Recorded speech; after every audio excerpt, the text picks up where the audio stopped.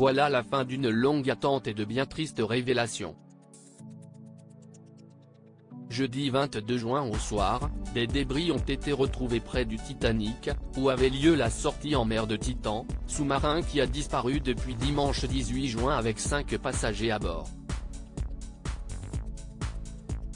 Le dénouement.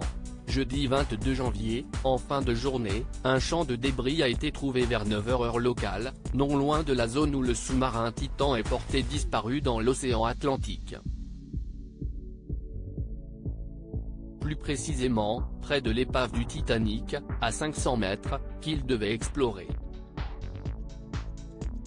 Après des heures d'une terrible attente, lors de la conférence de presse qui a été donnée par les gardes-côtes qui s'est tenue à 21h, et diffusée en direct sur toutes les chaînes d'infos, la sentence est tombée.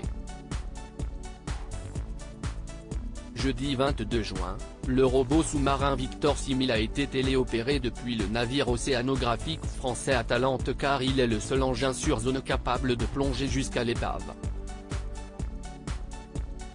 Et de tristes trouvailles concernant le sous-marin qui a disparu depuis dimanche 18 juin ont été faites. Des corps qu'on risque de ne pas retrouver. Nous pensons maintenant que les passagers sont perdus, a communiqué, quelques minutes avant la conférence de presse des gardes-côtes, la société OceanGate, par communiqué. CNN a confirmé dans la foulée que les débris sont ceux de la coque extérieure du bateau. Puis, lors de la conférence de presse des gardes-côtes, ces derniers ont expliqué qu'ils exploitaient toujours ce qu'ils ont trouvé. 5 éléments de débris ont été trouvés, dont une partie de la proue, des éléments appartenant à la coque. Si est une indication qu'il y a eu un événement de force majeure, a-t-il été précisé. Les corps de l'équipage, vu l'environnement dans lequel ils se trouvaient étant donné les débris, il y a eu une implosion du sous-marin lors de la descente, moins d'une heure après son départ. Des recherches vont continuer mais il n'y a pas de réponse sur les perspectives de récupérer les corps. Une collision avec le Titanic semble écartée. Il y aurait plutôt eu une implosion de la colonne d'eau. Les appareils d'écoute sous l'eau ont permis aussi de savoir qu'une panne catastrophique n'a pas eu lieu. Le sous-marin a fait beaucoup parler de lui ces derniers jours.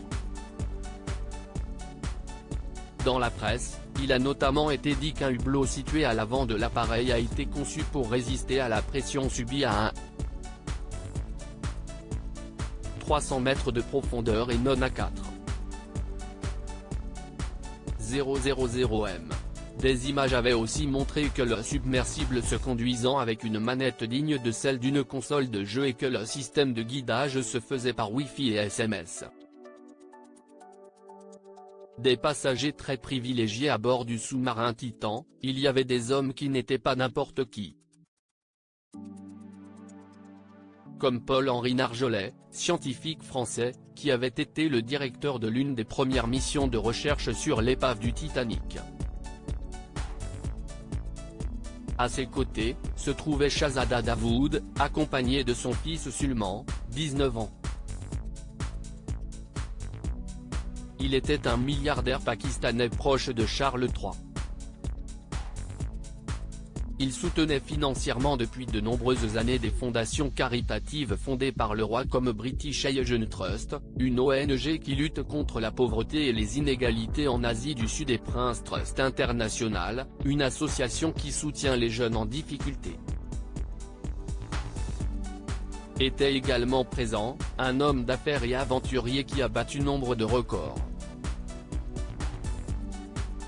Pour monter à bord du Titan, il avait dépensé près de 230 000 €.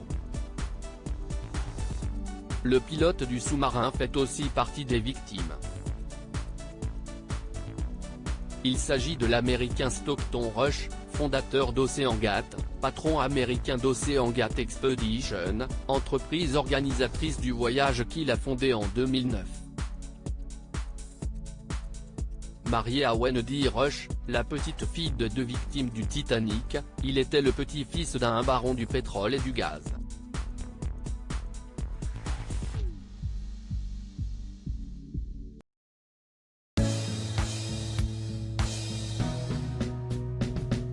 But there's all times through the rough times I think you